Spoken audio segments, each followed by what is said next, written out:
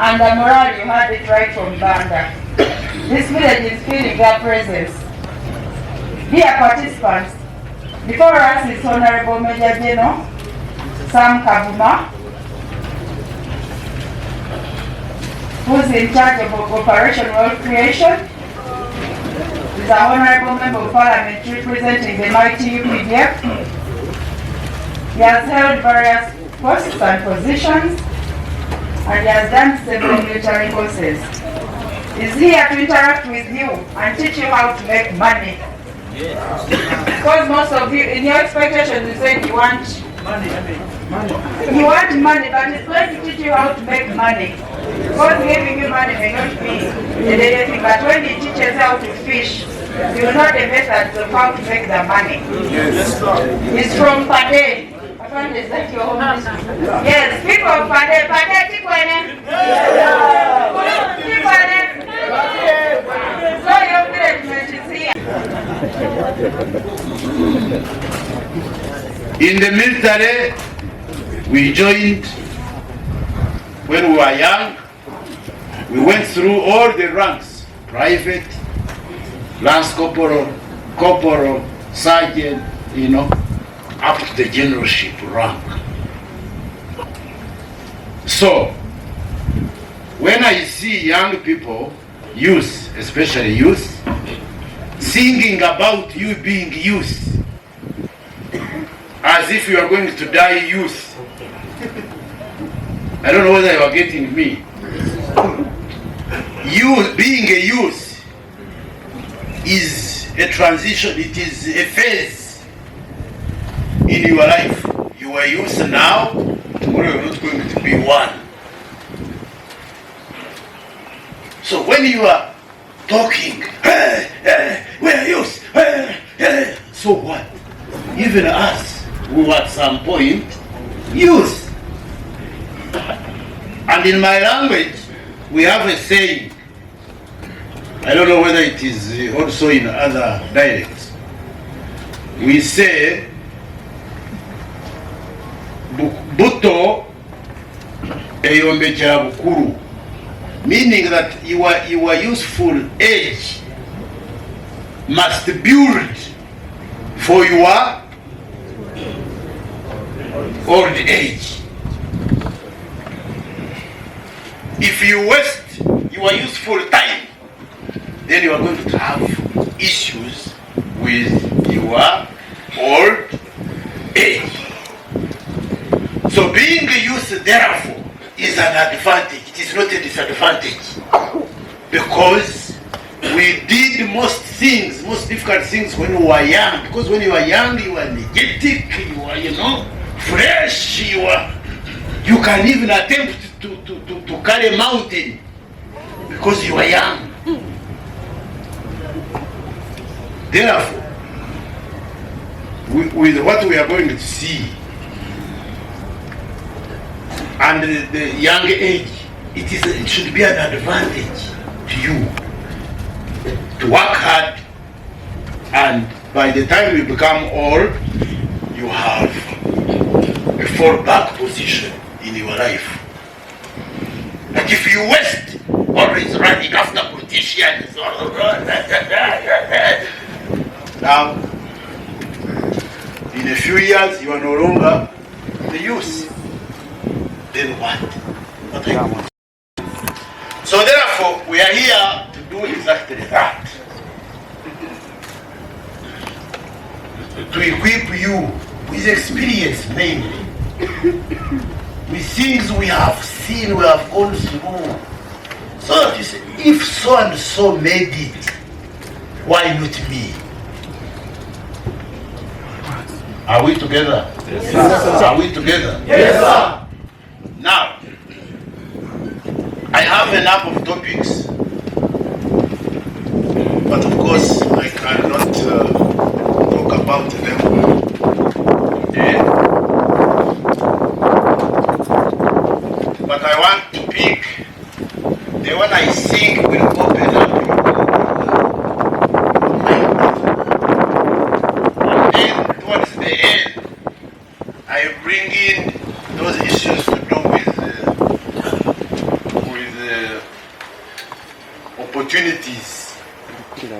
for you to make money if you want. Now, this is how I conduct my classes. We need to first agree on the rules of the game. Number one,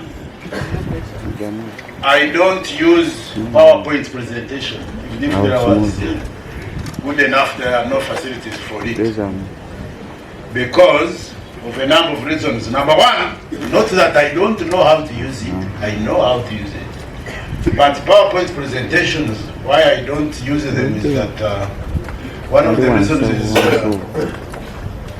when you use a PowerPoint presentation, the audience concentrates more on the slides than on the person who is presenting, which is wrong.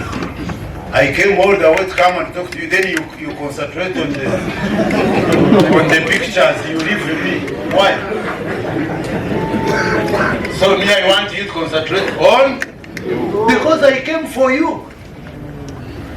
That's one reason. The second reason is when you use the PowerPoint presentation, the audience or class tend to take notes, to copy what is being displayed in the slides. They want to take notes.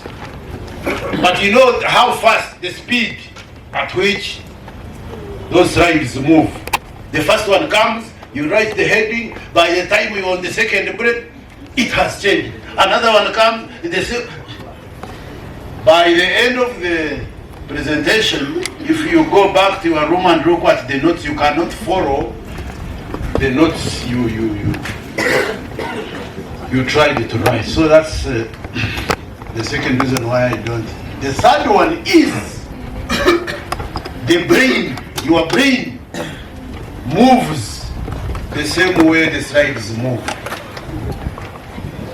When the first one comes, you know, as it goes down,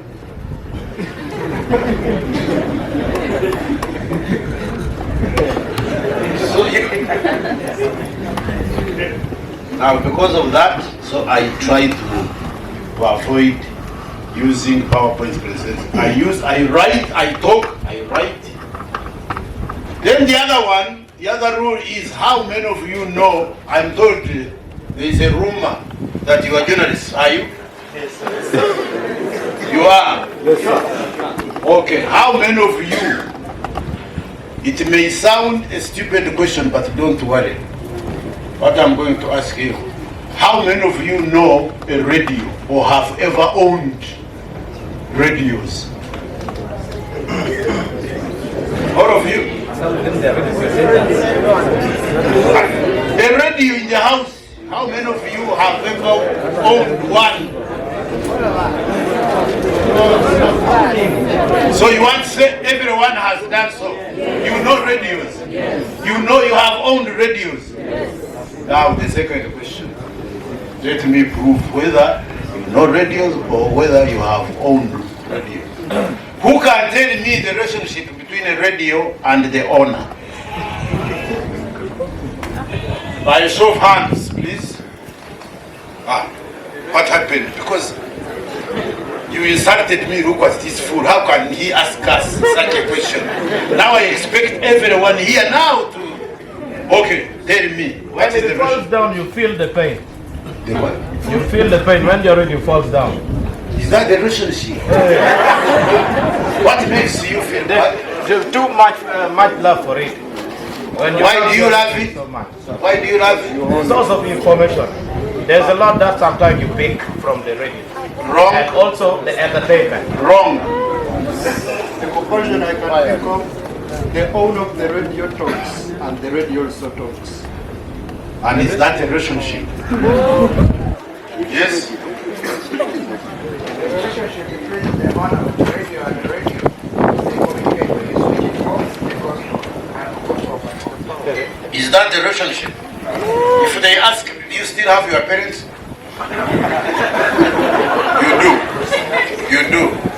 If I ask you, what is the relationship between you and your parents? Would you say, I fetch water for them and they also pay school fees? Is that the relationship? Those are roles. Me, I'm asking about the relationship between a radio and the owner. And actually, if you observe carefully my question, half of it is the answer, but you are failing it quickly. Madam.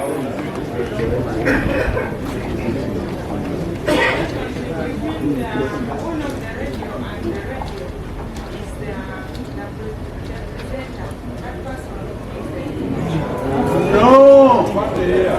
Even those ones have said no. Another mama.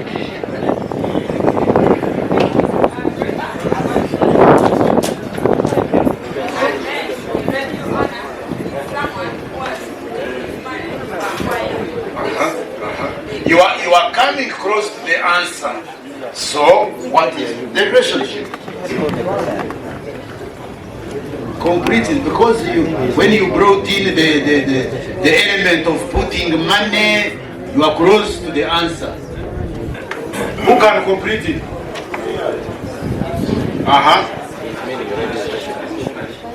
Absolutely. Absolutely. The relationship here is that this man or woman is the owner of the, so the man or woman who happens to be the owner owns the radio, and the radio is the property, because she spent her money, bought the radio, brought it home. Therefore, he's the owner, the radio is the what? The property. Like if I ask you, your relationship between you and your father, he's your father, you are his son or daughter. Now, having known the relationship between the two, then we go to what you've been talking about, the roles. The roles are, the owner, after buying the radio, puts in batteries, puts it on, chooses the channel, moderates the volume, the radio speaks, and the owner does what? Listens. Those are the rules. The radio speaks, the owner does what? Listens. Now that we all know that this man is the owner, he owns this radio. He's the master. He can do anything he chooses to do with this radio because he's the owner and the radio is the property. In the process of those roles, when the radio is speaking and the boss is listening, and maybe the boss has missed something in the course of that, the principal, this man has missed something. Can this man order the property and say, you, my property, stop. What have you just said? I've missed that one. Is it possible? No. Is it possible? No. Is it possible? No. Now, take 1 second and look at me once again. Those who are sleeping, those who are remembering, missing their people at home, please take a second and look at me. Have you seen me? Yes, sir. According to you, do I look like a radio? No, sir. Am I a radio to you? No, sir. Are you the owner? No. Do you own me? No, sir. Are you my master? No, sir. Therefore, since I'm not a radio, and you don't own me, and you have not put batteries into me, I brought myself up here. I'm not going to stand here and act as a radio, and you act as the owner.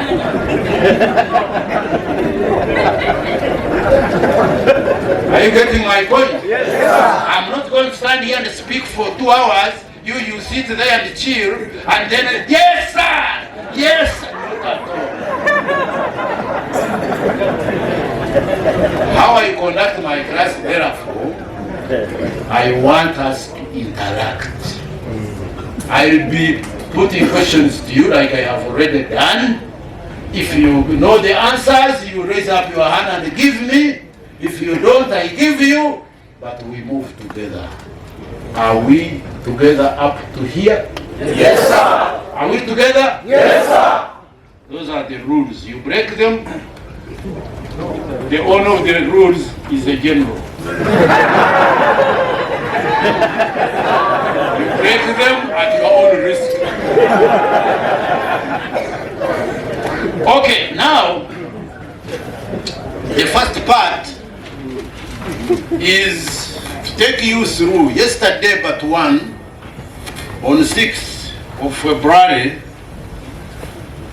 just 2 days ago, we celebrated our birthday as an army, NRA stroke UPDF. We celebrated 42 years of existence. What I want to share with you are a few things that made us walk this long journey of 42 years successfully. Because if you read our history, we have never failed anywhere. And we have not, it is not because of the big salaries we've been earning. It is not because of the technology advancement in technology in our country.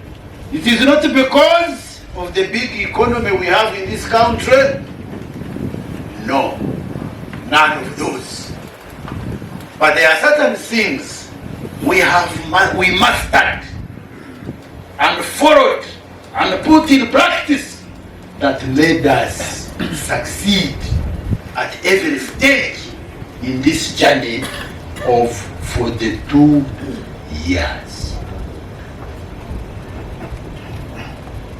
And if I'm to remind you, we did that. We walked that journey when we were young like you.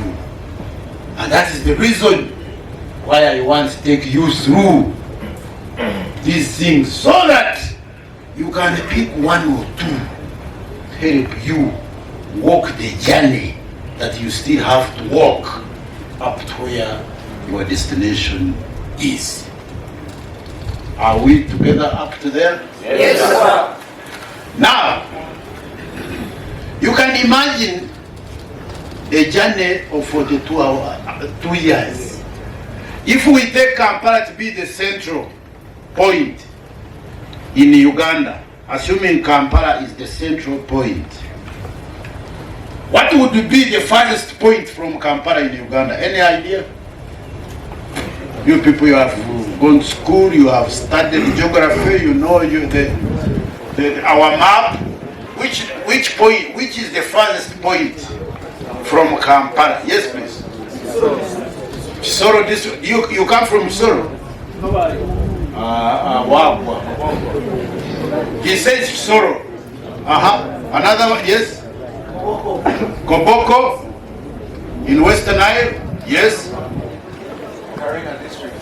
Karenga district. Yes. Yumbe in Western Nile, yes. Zombo. Yes. Lamo hapana.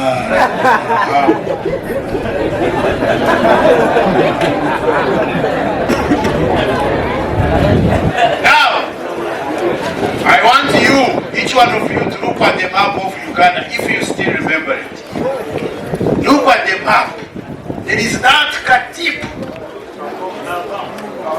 What is that place? Kosido. That is Karenga. Someone mentioned Karenga here. That is Jidepo. I think that is the farthest point. Kabong. Jidepo, okay, they cut it. It used to be Kabong, but now there is Karenga. Jidepo is in Karenga. That point is where Jidepo is. So Karenga would be the farthest point. Do we have someone from Kabongo or Karenga here?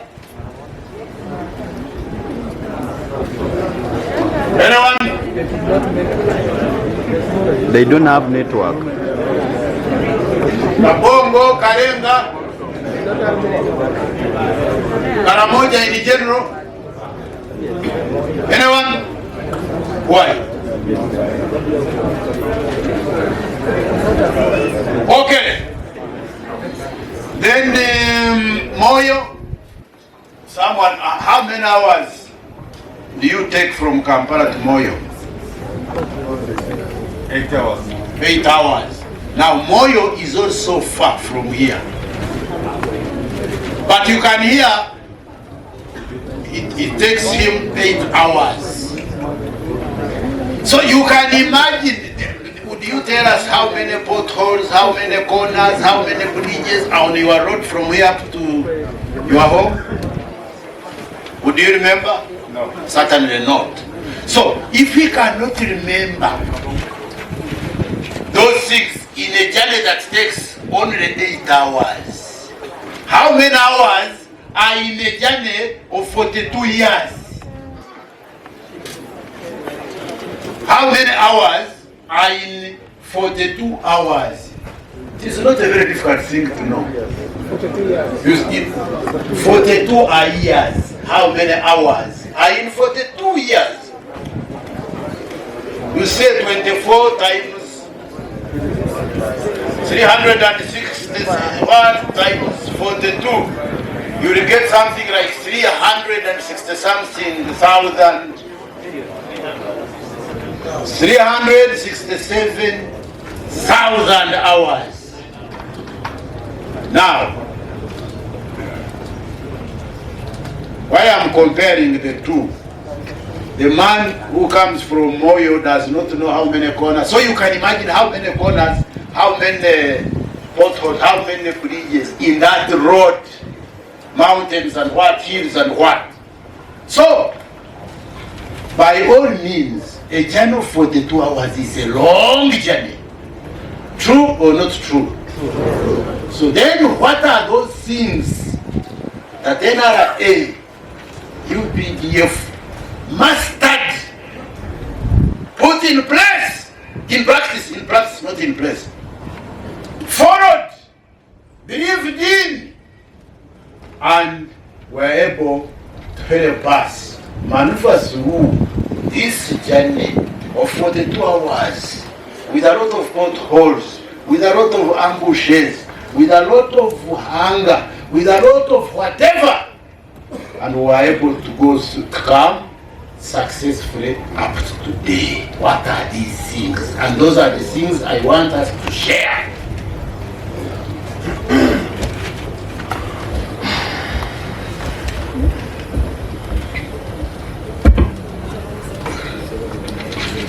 I have a number of names which we can put your kamata.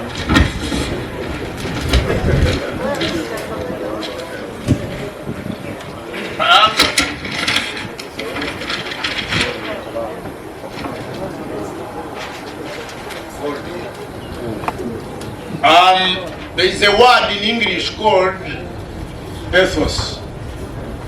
Ethos or ethos. Who can tell me the meaning of this word? Journalists, tell me. Ethos. Yes, please.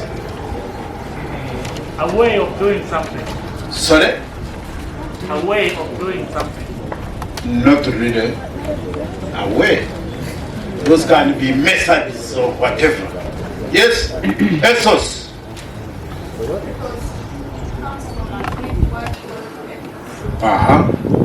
Then, meaning, you are telling us from where it comes from. It meaning what? Great. You want to add? I can see you are using Google.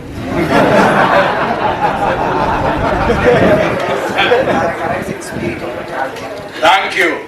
Ethos, the second word, simpler one, could be characteristics.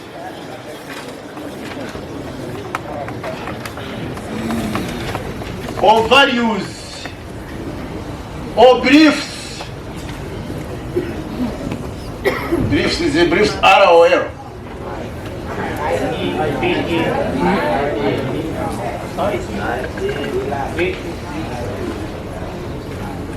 No. Briefs. Whatever. Now,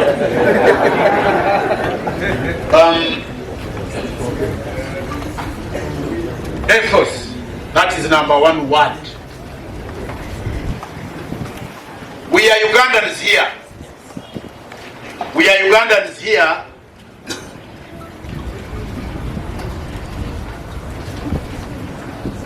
We are Ugandans here.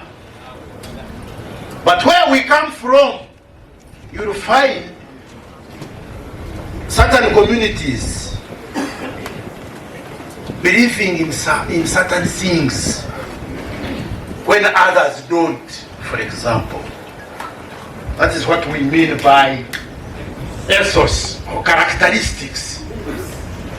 For example, in Uganda here, we are all Ugandans, but for example, if you go to Bugisu, how many Bugisu are here? Tell us, what is this you do every evening here around August? There is something you do and you like and you believe in. Imbaru. That is their thing. That is the local men circumcision, but doing it locally, not in the hospital. Now, when you are passing through Mbare town and those other small towns around that time, you'll find people dancing, breathing, smearing things, That is their thing. But their neighbors, the Bateso, don't do it. Their neighbors and the Elogon don't do it. Their neighbors, the Banyore, don't do it. The ones, the Sabines also have theirs, which is different from this one. Theirs is done on women. So that is their thing, and they are expected. Then when you go to Achoris and Langis Mkono Jew, you seem to be the majority here. Why? Is it because I also come from there or what? Now, the Achoris, this period we are in, the dry season and Langis, you burn all the grass. Why?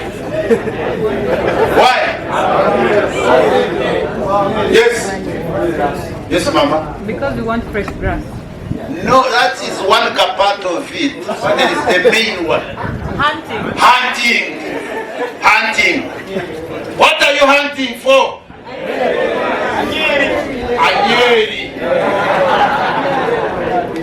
Anyeri is the wild rat.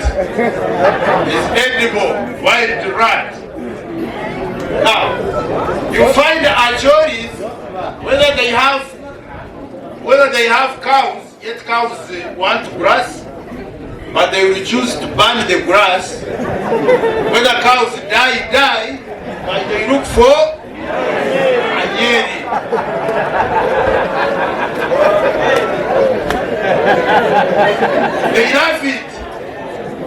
They love it. Now, I have lived in Acholi and Lango for 20 years. Now, if for example I joined them and ate Anyeri, and then I go home and tell them how I ate Anyeri, if I have not gotten married, I can never marry in my home. Because eating an onion is an abomination where you come from. But there, it is a delicious, wonderful thing. So you can see what I mean by ethos or beliefs or characteristics. Each one of us, although all of us are Ugandans, but we are different in some ways. So when I'm talking about those things or ethos for NRA, UPDF, I'm not talking about things that all armies do in the world. No. I'm talking about those specific for us. Are we together? Yes. For example, I'm not going to tell you that training, no. Every army must do what? Training. I'm not talking about parade, that we are strong, or because we do know. I want to share with you those specific things that we mastered.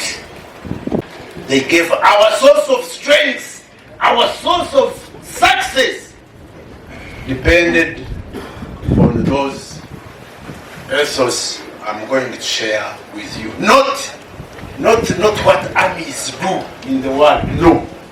Those specific to us. We can, if we are using a vehicle, there are so many names, I can call them gears. For example, if we are using a vehicle in this long journey of 42 years, what are the gears that we engaged and maneuvered through the difficult road for 42 years, and we were able to reach our destination successfully? So you can use the word gears. What are these gears? You can use pillars. Pillars. If we are talking of, you see this tent? This tent has got pillars that are holding. Without them, this tent would not stand. So, what are these pillars that held our journey for 42 years without falling down? So those are the things I want to share with you in the first part of my talking. Now, having defined or able to explain what I'm talking about, who can tell me or guess number one essence for UPD? If you meet the UPD anywhere, and this man is UPD, what comes into your mind? What are we known for?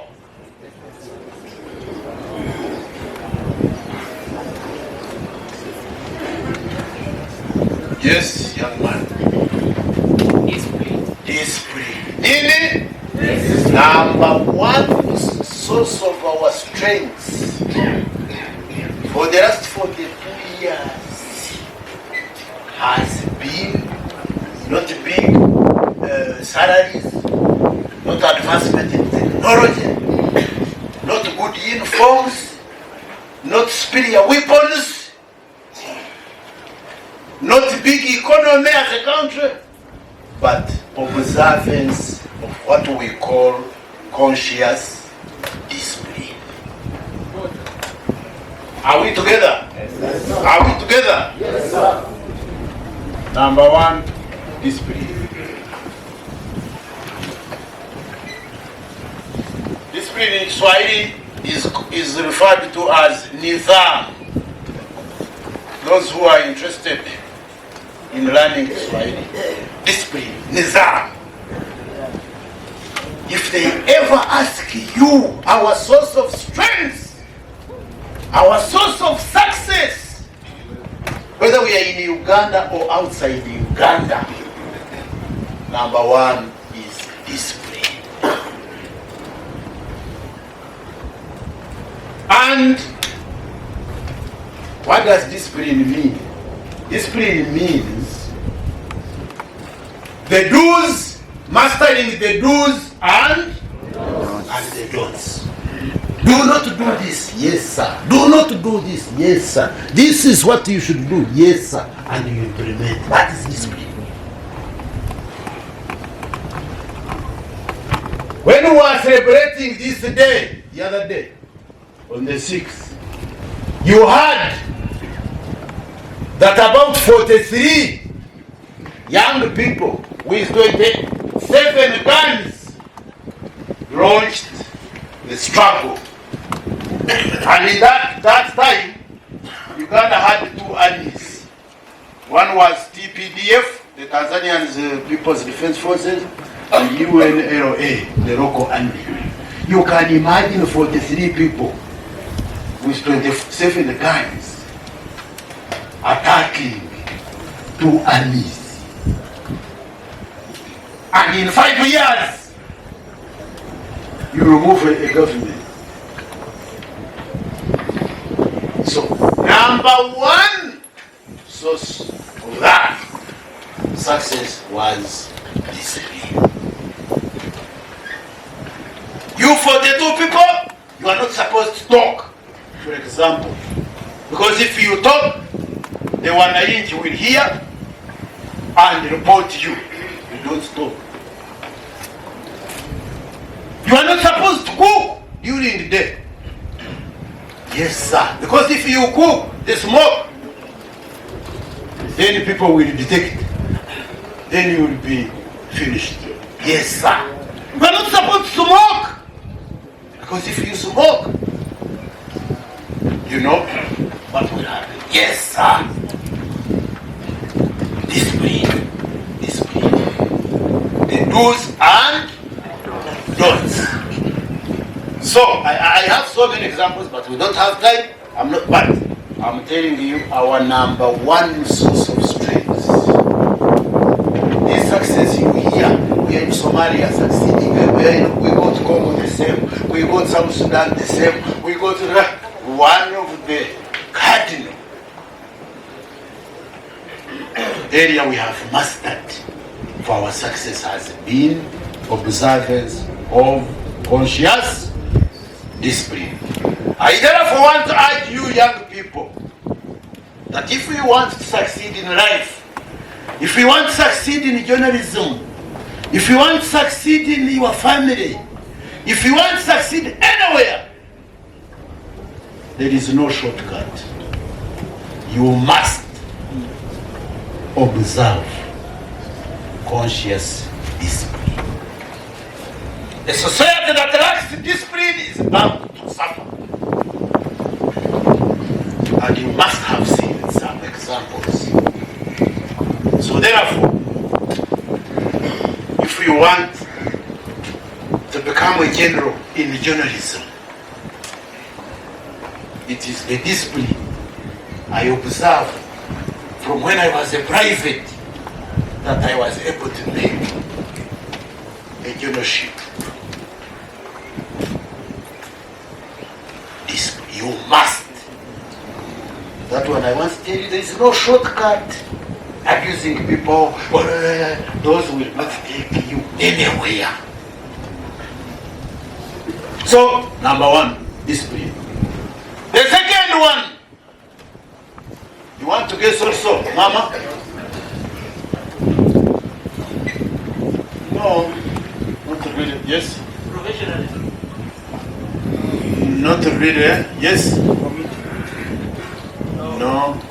Consistency. No, there is something that brings all those you are mentioning. Yeah. Where? Say, Conviction. huh? Conviction. There is what brings all those. You try? Patriotism. Patriotism. Patriotism. Number two, ethos or gear. We engage in patriotism.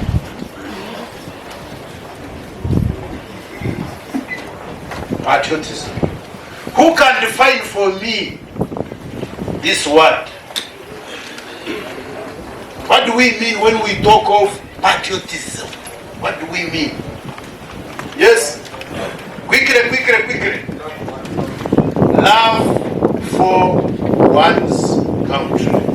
Any other different view? Any different view? Yes? Having yourself and having your country. Any other view? Okay, anyway, that is the answer by the dictionary definition for patriotism is love of one's country, and if need be, you sacrifice for it. That is the definition. However, personally I disagree. I don't disagree with them fully, but I think that definition is the last part of the complete definition, because when you tell me that I must love my country, what if I ask you why? Why do you want me to love it? Why? Because let us first define love. I know I see some of you are young, but I doubt. I think everyone has at some point fallen in love, isn't it? Yes. Now,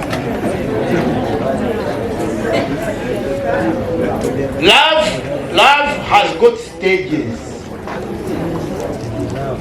You don't just wake up one morning and see someone, whether a girl or a boy, and you die because of love. Is that so? Certainly not. Love has got stages. And I want to believe that patriotism has got stages. Now, the dictionary one you have heard, it is love for one's country. I want to give you mine. And I'm going to say it, I want you to say it after me. Are we together? Yes, sir. When I say it, you say it after me. That is my new, you can call it Kavuma's definition of patriotism. Not English dictionary one. Now we go. Patriotism means... You forgot that I told you to love your country. No. I'm going to say it, you say it after me. Can we go? Yes, patriotism means to know, to understand, and to love your country. We repeat. Patriotism means to know, to understand, and to love your country. That is my definition. Why? Because can we have a married lady here or someone in a serious relationship? We want to make experience. This is a class. Don't worry, all of us have gone through this thing. It's no problem. Just I want a volunteer to come here and he actually come.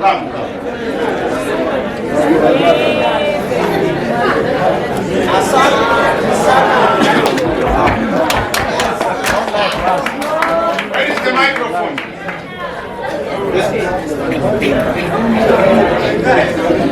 No, I want a lady.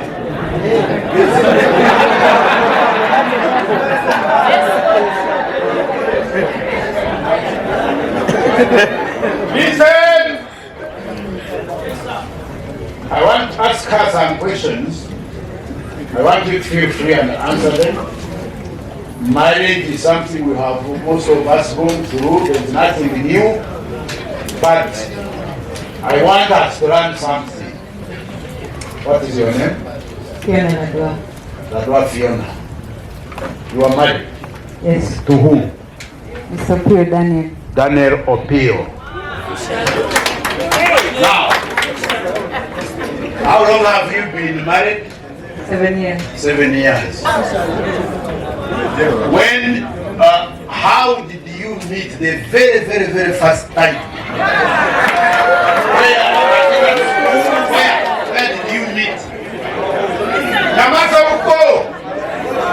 What is so special about that? School visitation. School visitation. Now, who had visited the school? You were how? We were both visiting someone. Aha, you were both visiting someone and you met there. Now, who presented the manifesto?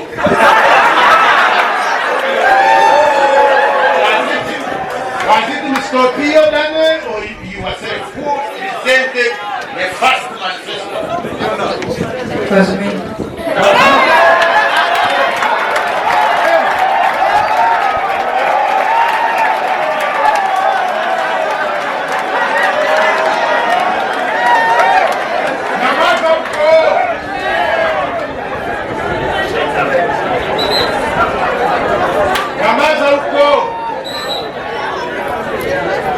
She says, this is a bit different, but she says,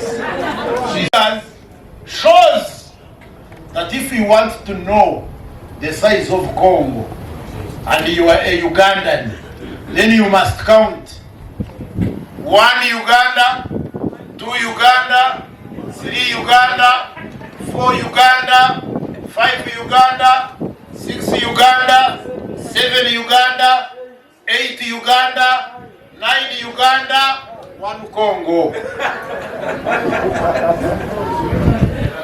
1 Congo. 10 Uganda make 1 Congo.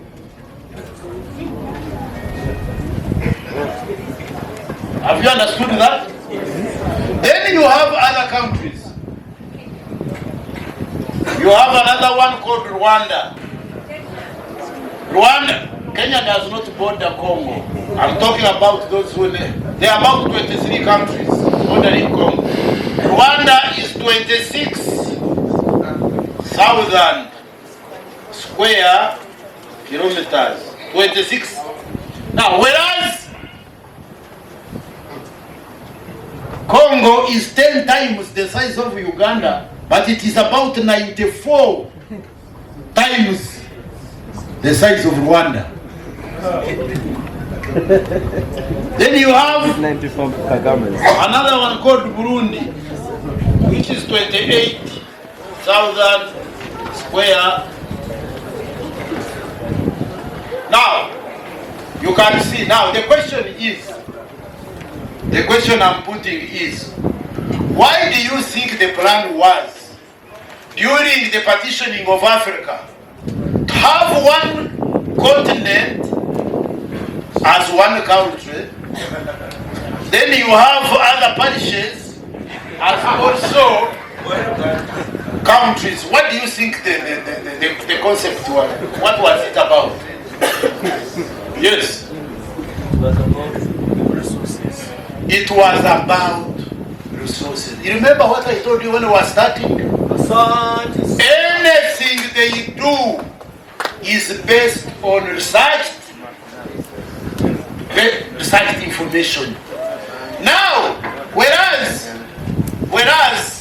Uganda, because of this, is the bar of Africa, but Congo, this area, Congo,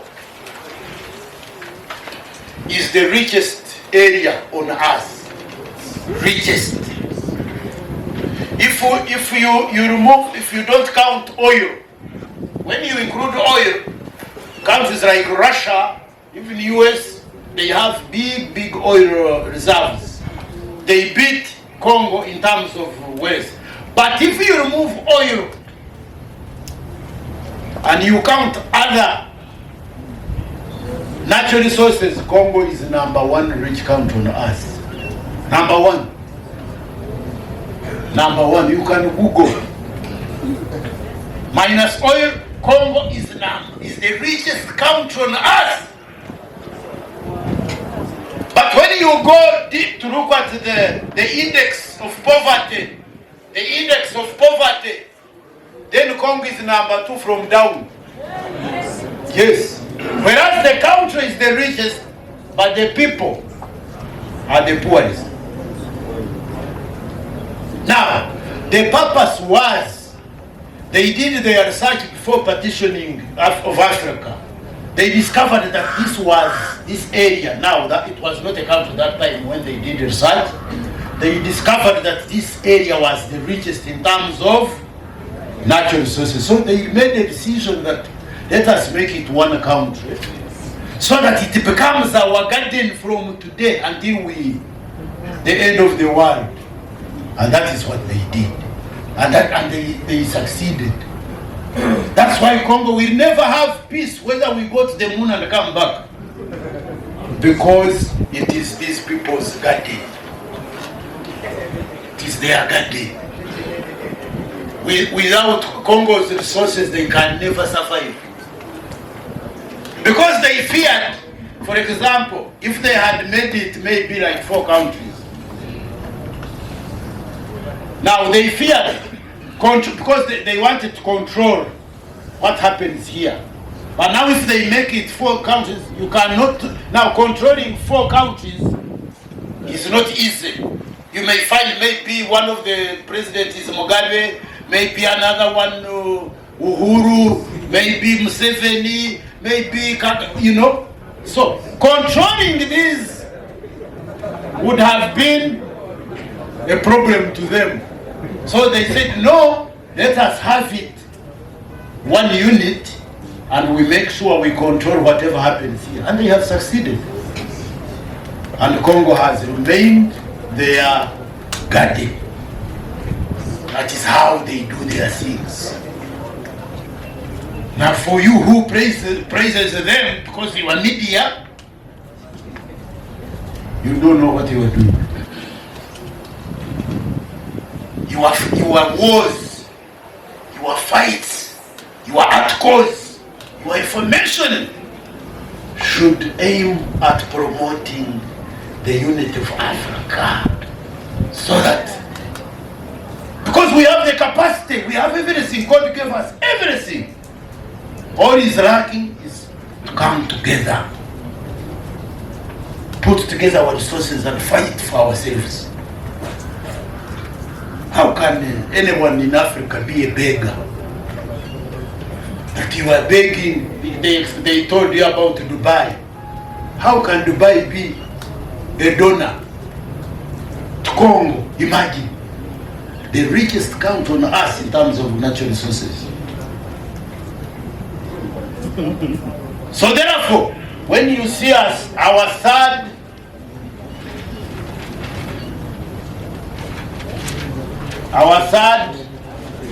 source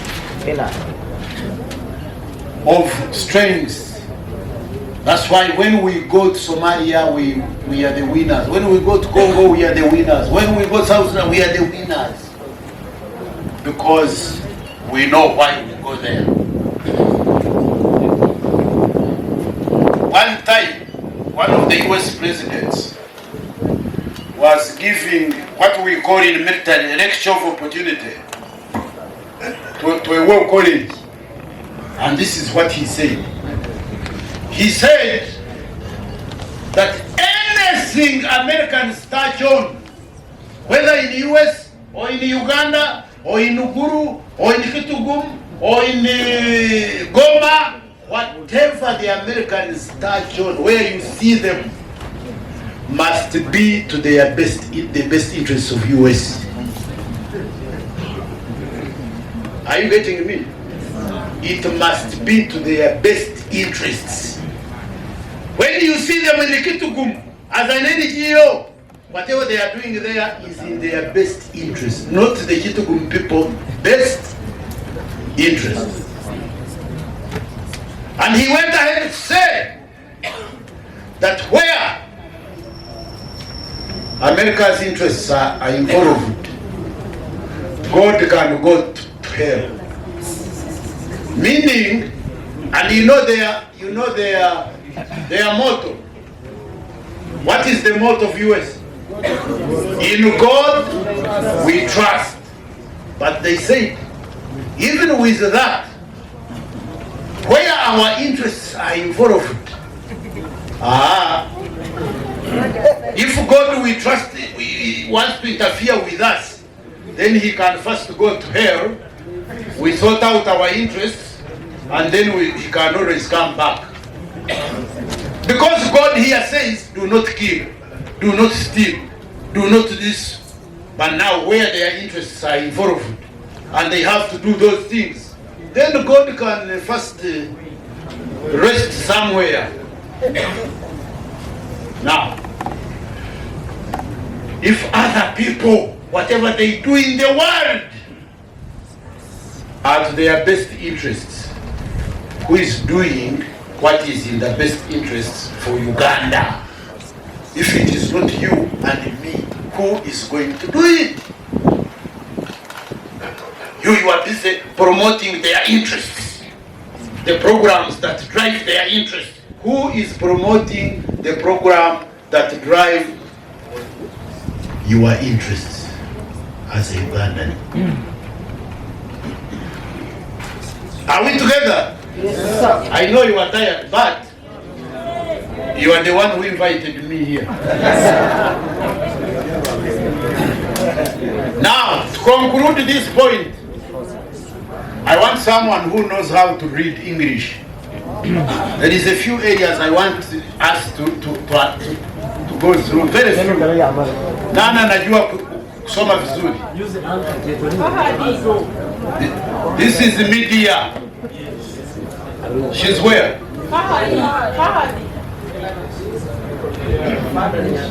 Where? Brazilian. Quickly, we want to finish. Brazilian. Get up. The other mic. Brazilian, get up.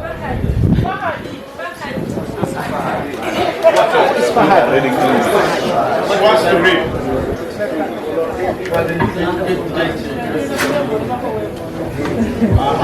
I'll show you. Start with this. The microphone.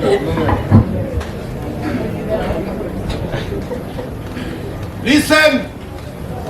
The New Confessions of an Economic Hitman. How America really took over the world. How America took over the world.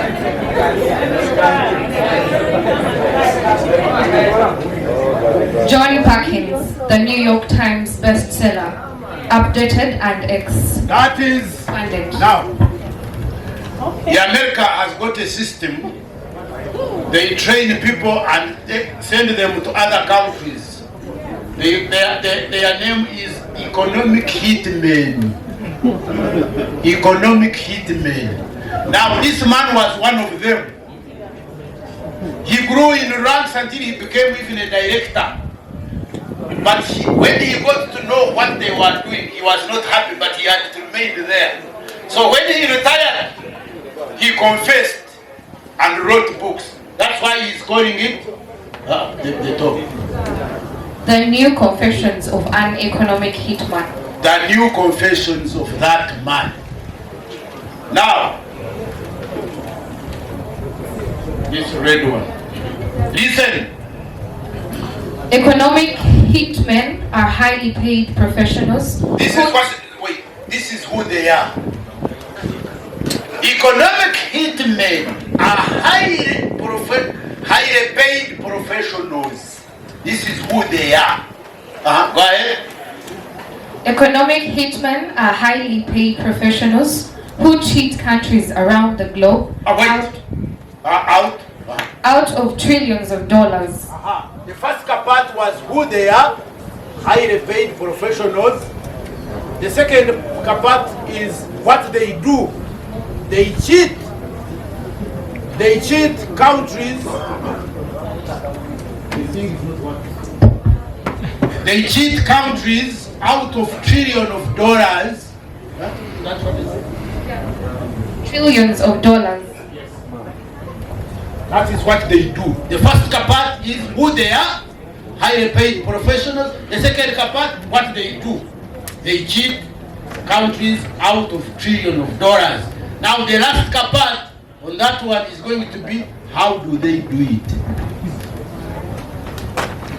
Their tools include fraudulent. Their tools. Now how they do it?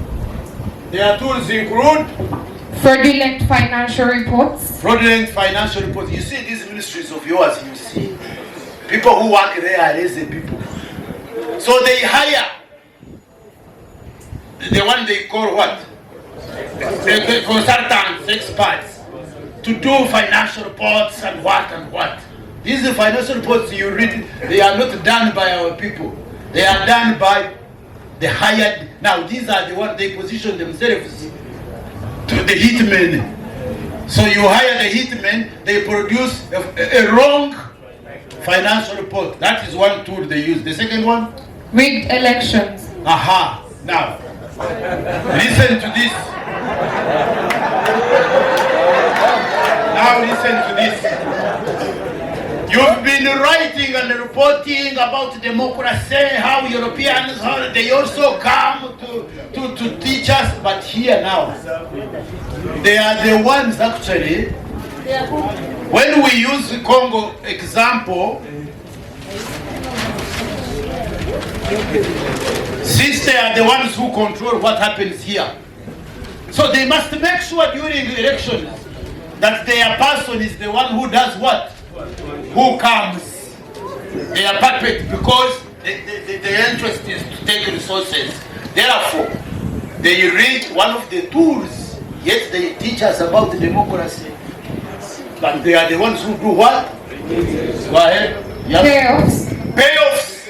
They brag with these people for loans, for what, you know. Payoffs, huh?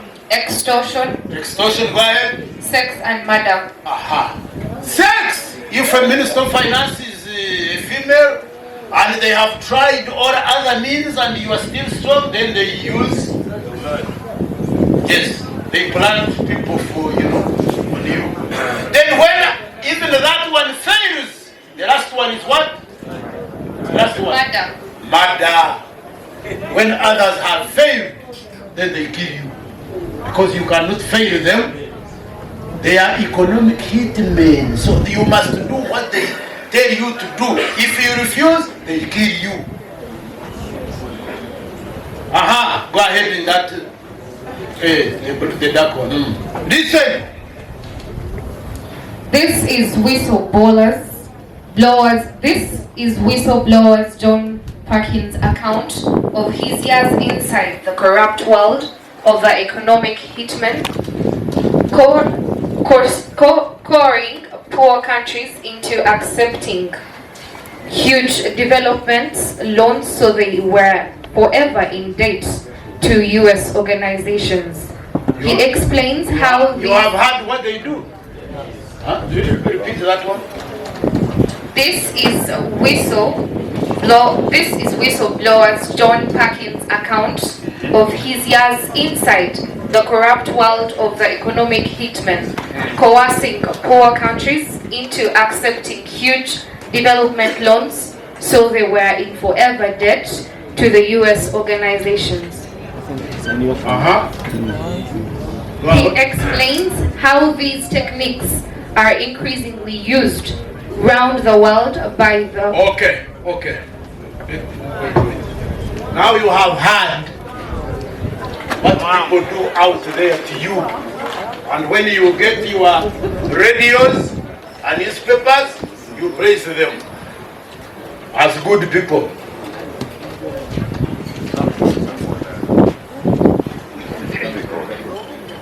I wrote that in 1982. Now this man was trying to write, he had written confession, the first one, now he was going to write another one. Now you listen the obstacles he went through because people did not want him to reveal those things. I wrote that in 1982. Listen, go ahead. As the beginning of a book with the working conscience of an economic hitman. The book was dedicated to the heads of state of two countries, men who had been my clients, whom I respected and thought of as kindred spirits. Listen. Jamie Roldos of Ecuador and Omar Torrijos of Panama. Both had just died in fiery crashes. Listen to that. Both heads of states had died. He was writing that book to dedicate it to those two presidents who had died. In fiery crashes. Their deaths were not accidental. Their deaths were not accidental. They were assassinated because they opposed that fraternity of corporate government and banking heads whose goal is global empire. We EHMs, the economic hitmen tried failed to bring Rodolphs and Tirojos around, and there are other type of hitmen, the CIA sanctioned jackals who were always right behind us stepped in. You hear?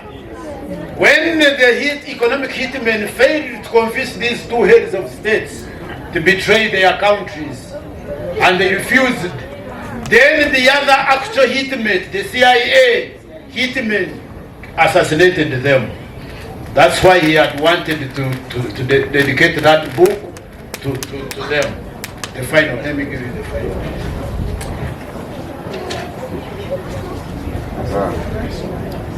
Listen to that one now.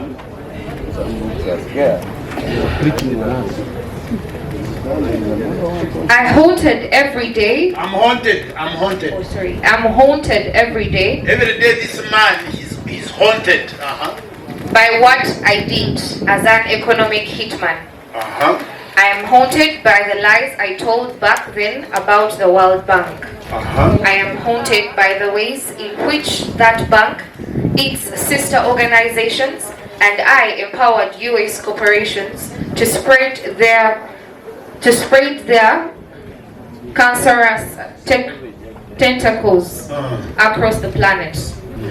I am haunted by the payoffs to the leaders of poor countries. Payoffs back to the leaders. The money is the blackmail and the threats that if they resisted, if they refused to accept loans that would enslave their countries in debt, the CIA's jackals would overthrow or assassinate them.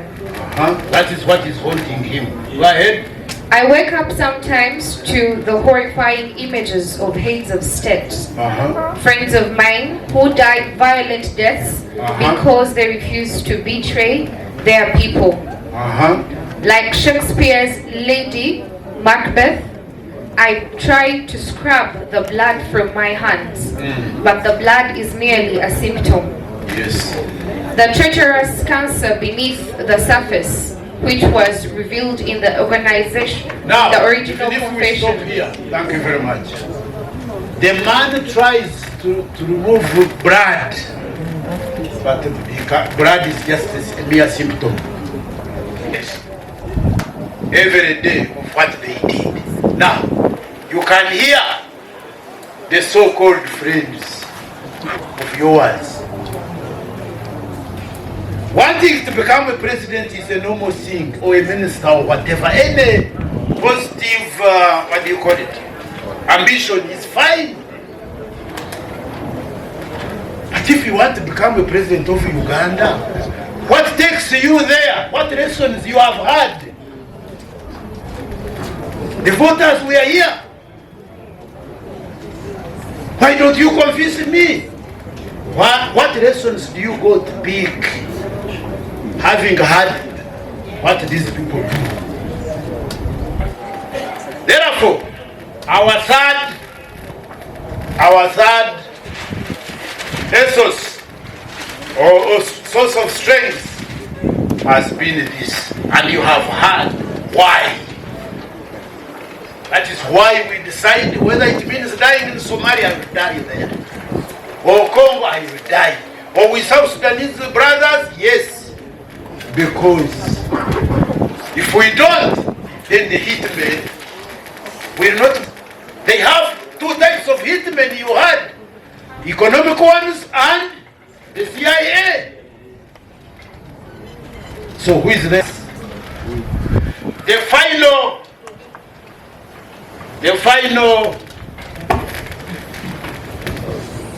The final pillar for our success has been good fighting. Now, I'm saying good fighting. I did not say fighting, no. But good what? Separate the two. The difference is here. Good question. A good fighter starts from number 1 up to number 4. A bad fighter starts with number 4. It is like if you have a vehicle. I know some of you own vehicles or know how to drive. Can you go and start your car and engage gear number 4 or gear number 5 and your vehicle moves? Can you? Can you? Therefore, what makes us good fighters? We don't start with fighting. No. You must be a disciplined soldier. You must be patriotic. You must feel for Africa. And then when you go to fight, then your vehicle will move. Are we together? Yes, sir. What makes us good fighters? We don't fight unjust wars. We don't fight tribal wars. We don't fight religious wars. We don't fight clan wars. We fight just wars. Wars that are justifiable. Wars that are targeting to finish Ugandans. Those are the wars we engage. And we win. Wars that are targeting Africans. Those are the wars we go for. And for that reason, therefore, we win everywhere we go. Because of our discipline, that's why when we go to wherever we go, when we tell them that now time has come for us to go back to Uganda, they follow us. Yes. So you cannot leave us here. But those other armies, I don't want to mention them. You are media, you know media. You don't have secrets. For them, they want to start here. You are beating up people, you are indisciplined, you are rooting what belongs to people. Then how are you going to fight? Who is going to give you information? Who is going to hide you? Who is going to show you where to pass? If you are terrorizing them. So that is what makes us good fighters. We first master the three, and then when it comes to fighting, it becomes an easy thing.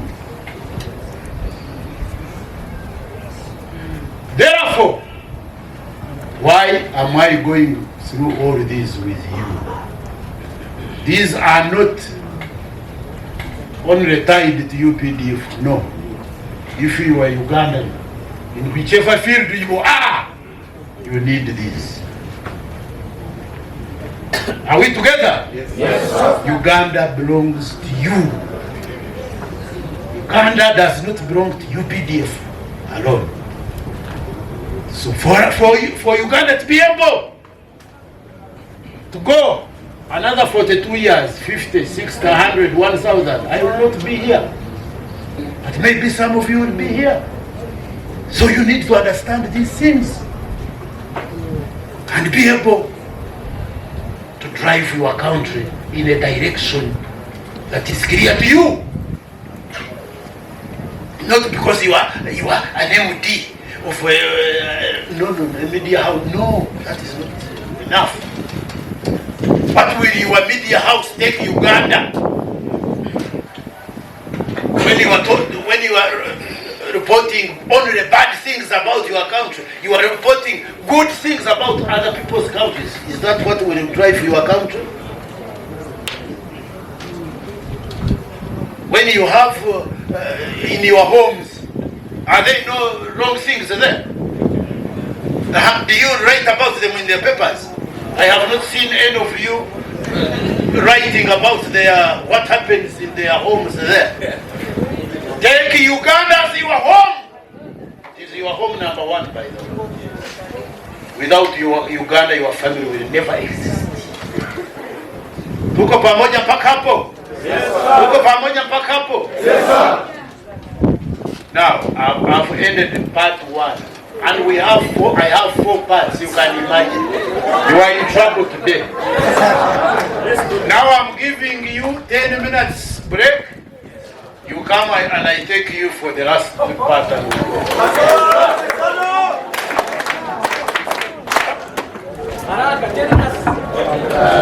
Now counting 1. Please, could you help me with my watch and the power bank?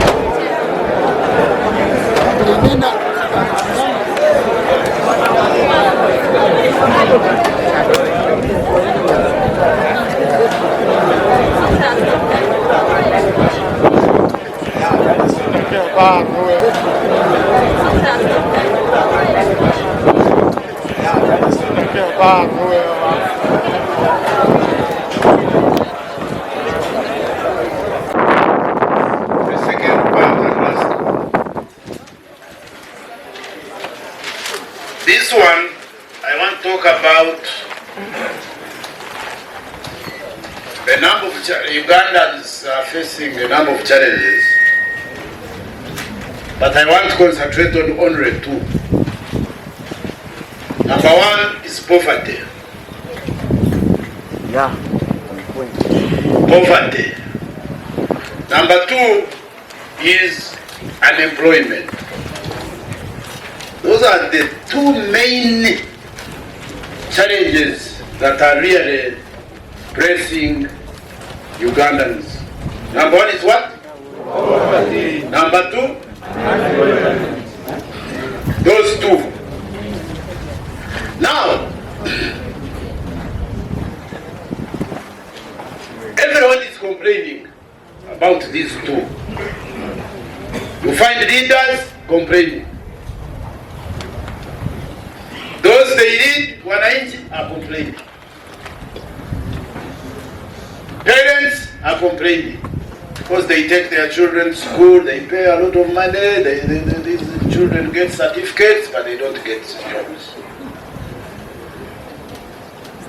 The president has been complaining about poverty levels, giving even statistics. You find members of parliament who have been in parliament for 20 years, 15 years, on the national television being hosted by you people, complaining about the levels of poverty in their constituencies. Then now, I get, now I draw 2 questions from those complaints. If all of us, leaders, president, ministers, members of parliament, wananchi, media people, everyone is complaining about these 2 challenges, then I ask 2 questions. 1, who is causing us these problems?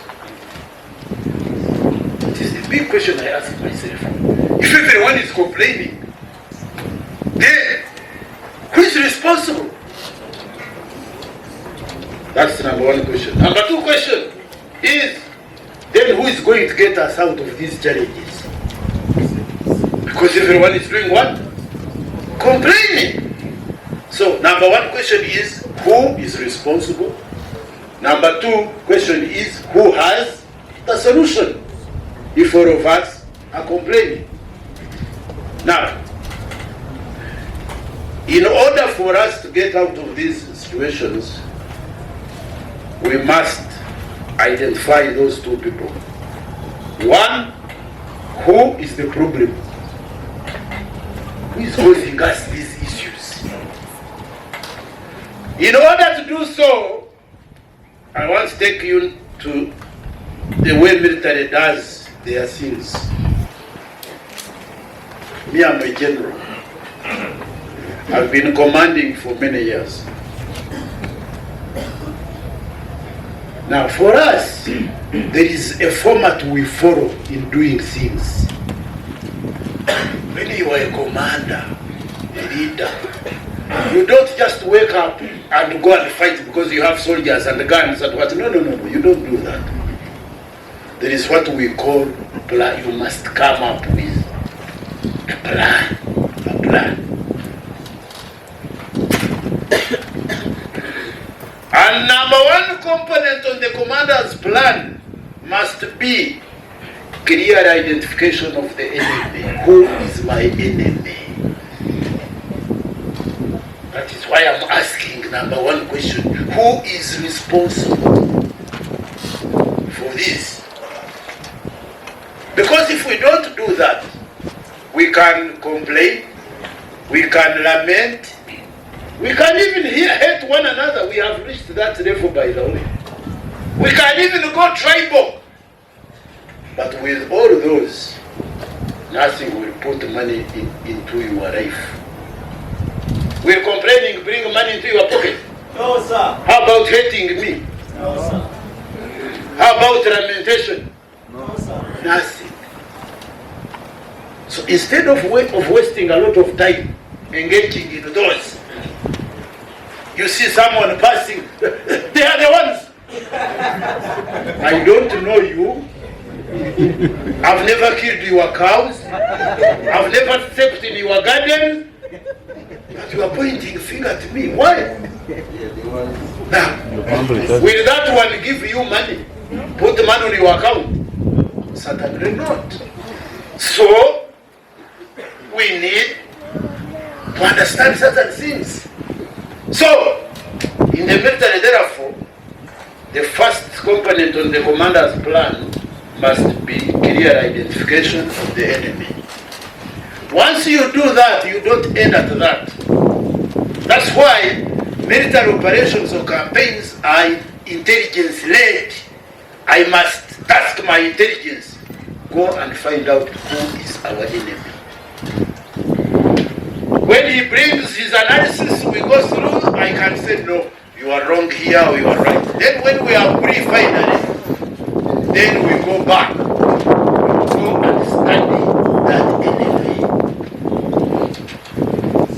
The strengths, the weapons, the morale, the sources of resources, all that. You must study your enemy well.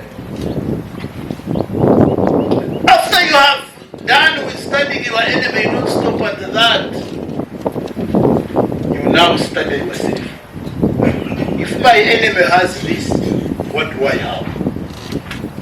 So you cross, in case you find you are lacking somewhere, then you go and begin fighting. That is how we do it. Now,